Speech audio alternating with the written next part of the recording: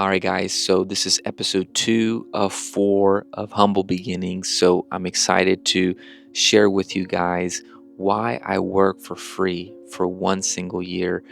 So let's just dive right in. So, have you ever felt stuck like you wanted to learn something new, but no one's willing to give you a chance? Most people won't work for free, and I get it. But for me, that reason, that decision that I made changed everything. It literally changed my life. And so I worked for free for a year to learn jewelry, and it built the foundation for everything I do today. So back in episode 1, I shared how I met a jewelry seller next to us at the swap meet. And after talking to him for a while, he asked me if I wanted to help him. No promises, no pay, just help. And I literally did not know what I was getting myself into. So the first time I showed up, he actually offered me money for helping him, and he wasn't stingy about it either. He wanted to make sure that I felt valued for my time. And just to give you guys a little background where I was financially, I was making minimum wage. And as you know, if you ever had a minimum wage job, it's literally bottom of the barrel. Like, it doesn't matter what year you were in the economy, like minimum wage is bottom of the barrel.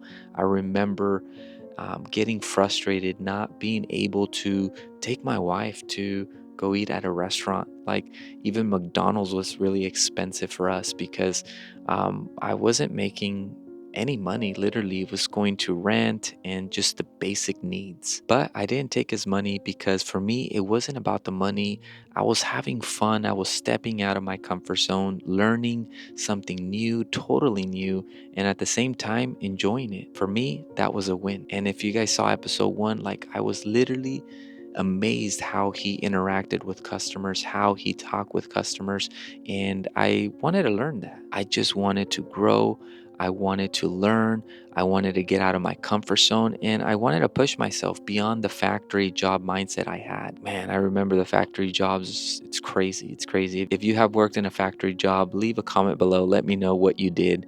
Man, it's interesting. And so at the end of the day, I didn't really know what I was getting myself into long term, but I've always been the kind of person who wants to learn and grow. So I kept showing up week after week after week, and I adjusted my working schedule just to fit that. And that, yes, just changed everything for me. Now, showing up week after week, unloading boxes, setting up tables before the sun came out, polishing every jewelry piece. So when the light hits it, the sun came out, it would just be nice and shiny. I wasn't making a dollar, but I was learning every single detail. And after we packed up at the end of the day, we broke bread and ate good. And I learned so much just showing up every week. I noticed so many things every week. I gained new information every week. It was just amazing. And one thing I did notice is a lot of new customers will come up, and almost without fail, they will always ask the same question: is this real silver? And that question taught me the most important lesson. People want the real thing. They want to trust what they're buying. That stuck with me. I learned about trust. The best customers were the ones coming back every weekend, not because of the cheapest price, but because my mentor that was teaching me, he remembered them. He shook their hands. He asked about their family. He was actually engaging with them. And that's what kept people coming back, because he had a relationship with them. Again, I learned about sales. I've never worked with customers before in my life. And coming from a factory job, all I knew was meeting production quotas, no talking, no selling, just working, keeping your head down, and you better make your quota. Like, it was crazy. And this was the first time I actually engaged with people, to smile at them, to answer their questions, to show them the jewelry, and actually give some type of recommendation to them. It was completely new to me, but it has shaped the way I connect with customers even today. And I learned about the grind. By the end of the day, my feet hurt standing all day, but we were the last ones to leave.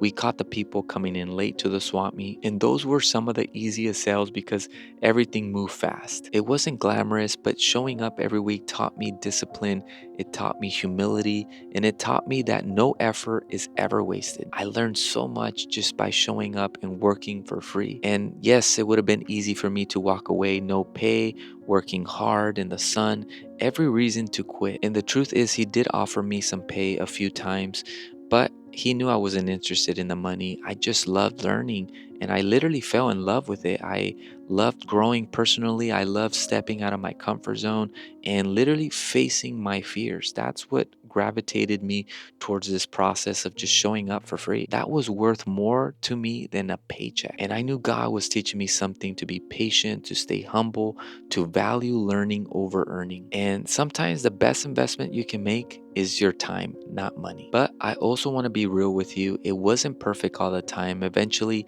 we had some disagreements, and that led us to go our separate ways. It was tough because I was just starting to find my rhythm, but looking back, I can say honestly, I appreciate everything he taught me. He gave me a chance when I had no chance. I had no experience for any of that. I didn't even know anything about jewelry. And so, for that reason, I will always be grateful. Sometimes God closes a chapter not because it failed, but because it prepared you for what's next. Now, that year working for free, it changed me. It taught me so much of the basics of jewelry, but even more, it taught me character. So, if you feel like you're not getting paid what you're worth, or you're in a season where it feels like your effort is being overlooked, don't despise it. Sometimes God uses it to prepare you, because I can tell you this: without working a year for free, there would be no Luxan jewelry today. So this is episode 2 of Humble Beginnings. So in the next episode, episode 3, I'll share how I started selling on my own at the swap meets, and the highs and the lows of my very first sales,